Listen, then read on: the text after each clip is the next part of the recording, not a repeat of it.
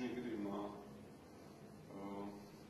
noteikti liels no svara ir tas, cik daudz un kā valsts skatās uz šo jautājumu vispār kopumā. Tas ir sākot no spējas jau skolas vecumā izskaidrot jauniešiem to, ko nozīmē šīs dzimuma attiecības un kādas sekas tas var radīt, jau sākot, nezinu, no 4. klases, varbūt pat agrāk, jo internetu vidi mūsdienās ir tik atvērta un tik pieejama ikvienam, ka principā ik viens, kuram tas interesē, jaunietis vienalga kādā vecumā, viņš to visu var atrast. Tagad jau bērni no 2 gadu vecumā ieslēgt datoru, un no 3 gadu vecuma, es domāju, arī man browsēt Googlē, un, protams, ka viss tā informācija ir pieejama.